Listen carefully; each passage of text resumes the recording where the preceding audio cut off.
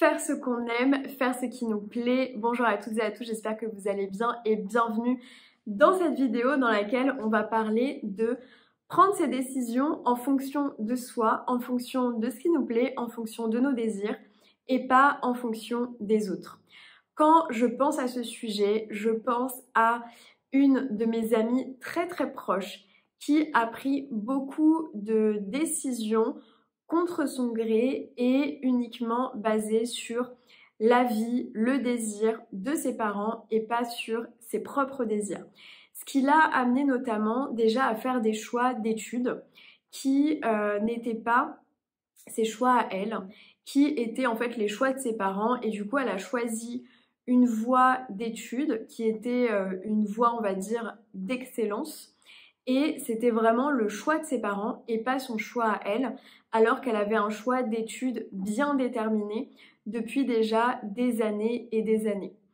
Le fait de continuer à faire ses choix en fonction de ses parents, ça a continué notamment pendant ses études, où elle a eu l'opportunité de partir vivre pendant 1 an à l'étranger. Elle est fan de la Corée du Sud, elle est fan du Japon, de toute la culture qu'il y a autour de ces deux pays. Et ses parents n'étaient pas d'accord pour qu'elle parte dans ces pays parce que selon eux, c'était trop loin, c'était dangereux de partir aussi loin.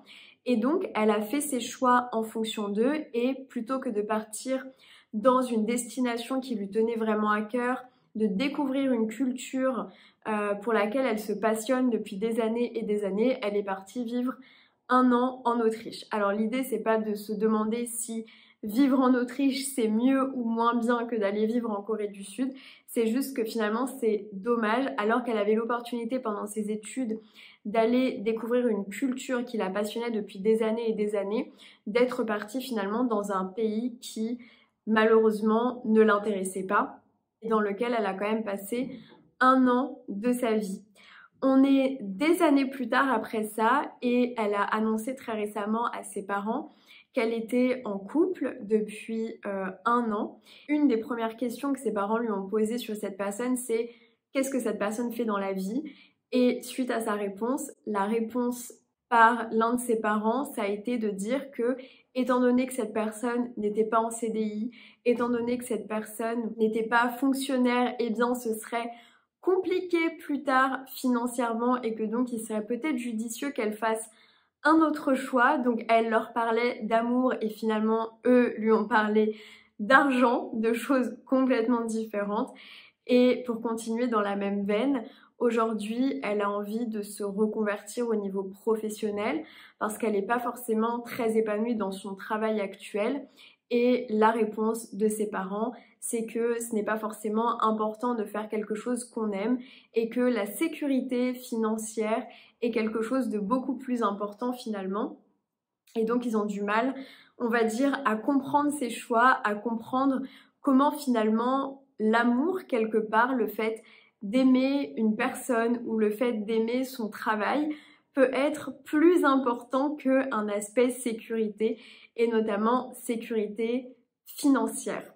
Et donc aujourd'hui, tout le travail en fait qu'elle fait, c'est notamment celui de s'émanciper en fait de ses parents petit à petit, de faire ses choix pour elle et de ne plus faire ses choix en fonction d'eux, sans pour autant se mettre en danger dans quoi que ce soit, sans pour autant renier l'éducation qu'elle a eue, sans pour autant renier ses parents, mais faire justement tout un travail où elle fait ses choix en fonction d'elle et plus en fonction d'eux. Parce que ce qui se passe quand on fait passer les désirs des autres avant les nôtres, que ce soit ceux de nos parents, ceux de nos frères et sœurs, de nos amis ou ceux de notre compagne ou de notre compagnon, c'est que en fait quelque part, eh bien, on enfouit justement tous nos désirs, on enfouit ce qu'on veut vraiment pour nous et petit à petit, on détruit en fait qui on est parce que nos désirs, nos rêves, ce qu'on aime, ça fait vraiment partie intrinsèque de qui on est, ça fait partie de notre personnalité. Et en mettant tout ça de côté, en mettant finalement ses rêves, ses aspirations, ses désirs sous le tapis, c'est comme si on tuait quelque part une partie de qui l'on est. Et c'est comme si on mourait finalement à petit feu, comme si on se privait nous-mêmes, puisque finalement c'est pas les autres qui nous privent, mais c'est nous, en décidant potentiellement d'écouter les autres, eh bien en fait on se prive de s'exprimer. On se prive de s'exprimer à travers des actions, à travers des passions, à travers des désirs qu'on a envie d'assouvir. Tout ça pourquoi? Finalement pour faire plaisir à nos proches. Et quand on fait plaisir à ses proches et qu'on s'oublie nous-mêmes, c'est souvent parce que ce qu'on veut finalement, c'est qu'ils continuent à nous aimer. C'est qu'ils nous aiment. Et quelque part, parfois, quand on ne s'écoute plus mais qu'on n'écoute que les autres, c'est parce que on a peur de les décevoir. On a peur qu'ils ne nous aiment plus. On a peur qu'ils ne nous apprécient plus. Alors qu'à la fin de notre vie, à la fin même de la journée, la seule personne à qui on doit rendre des comptes, c'est nous-mêmes. Et souvent, on a l'impression qu'on doit rendre des comptes aux autres, qu'on doit rendre des comptes à nos parents, par exemple sur nos résultats scolaires. Parfois, on doit rendre des comptes à nos frères et sœurs. Parfois, on doit rendre des comptes à notre compagnon ou à notre compagne. On doit rendre des comptes au travail. En fait, depuis qu'on est très jeune, on doit rendre des comptes à tout un chacun. Alors que finalement, moi, je pense que la seule personne à qui l'on doit rendre des comptes, c'est nous-mêmes. C'est nous face à nous-mêmes. Est-ce que je suis fière de moi? Est-ce que je suis contente de ce que j'ai fait aujourd'hui? Si c'est pas le cas, qu'est-ce que je dois modifier? Qu'est-ce que je dois rectifier? Quelles règles, entre guillemets, potentiellement je dois m'imposer? Et tout ça dans le but d'être fier de soi et d'aller mieux. Et ça nous satisfait. Le but, c'est de nous satisfaire nous-mêmes, pas de satisfaire les autres. La seule personne à qui l'on doit rendre des comptes à la fin de la journée, c'est nous-mêmes. C'est pas quelqu'un d'autre. C'est d'abord se satisfaire nous-mêmes. Et je pense notamment à une autre amie à moi qui, elle, pour le coup, a fait tout le chemin inverse, c'est-à-dire qu'elle s'écoute depuis très longtemps. Et notamment, il y a plusieurs années, elle a eu envie de créer sa marque de bijoux et elle a eu beaucoup de désapprobation dans son entourage. Notamment dans sa famille, soit des personnes qui ont essayé de la décourager, de lui dire que non, que c'était pas fait pour elle, qu'il fallait qu'elle fasse autre chose, etc., etc. Bref, des discours en gros de désapprobation. Et ce sont des discours qu'elle n'a pas écoutés. Elle a créé sa marque de bijoux il y a 3 ans et demi. Elle en vit depuis déjà un petit moment. Et malgré tout, il y a toujours des personnes dans son entourage qui lui disent « quand est-ce que tu vas trouver un CDI ?» Alors qu'elle a créé sa marque, que ça fonctionne pour elle, qu'elle en vit, que sa marque est distribuée dans plein de boutiques en France.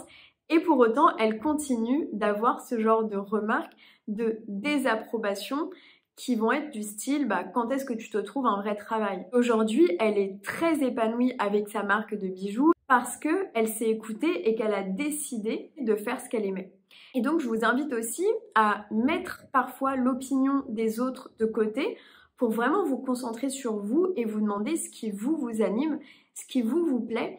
Et notamment si vous avez un projet depuis des années et des années auquel vous pensez et que vous repoussez, si ce projet il est là depuis 1 an, 2 ans, 5 ans, 10 ans, c'est pas pour rien. Si c'est un projet qui vous trotte dans la tête depuis très longtemps, c'est pas pour rien. Et demandez-vous qu'est-ce qui aujourd'hui vous empêche de le faire? Qu'est-ce qui aujourd'hui vous empêche de vous lancer? Ça peut être des croyances, ça peut être l'opinion des autres, ça peut être la peur de ce que vont penser les autres, une peur par rapport à une stabilité financière, etc., etc.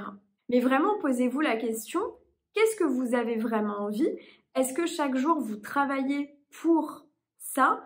Ou est-ce que vous travaillez pour créer peut-être le rêve de quelqu'un d'autre? Et qu'est-ce qui vous empêche aujourd'hui d'y aller? Si aujourd'hui vous ressentez que vous avez des réticences à y aller, demandez-vous qu'est-ce qui vous bloque? Est-ce que ce sont des croyances? Est-ce que c'est le regard des autres? Est-ce que c'est que vous n'êtes pas sûr que ce soit fait pour vous? Est-ce que c'est vraiment votre voie? Est-ce qu'il faut tout abandonner pour y aller? Vraiment, je vous invite à vous poser toutes ces questions. Parce que à la fin, la personne la plus frustrée de ne pas l'avoir fait, ça va pas être vos amis, ça va pas être vos parents, ça va pas être vos collègues, ça va pas être votre compagne ou votre compagnon, ça va être vous.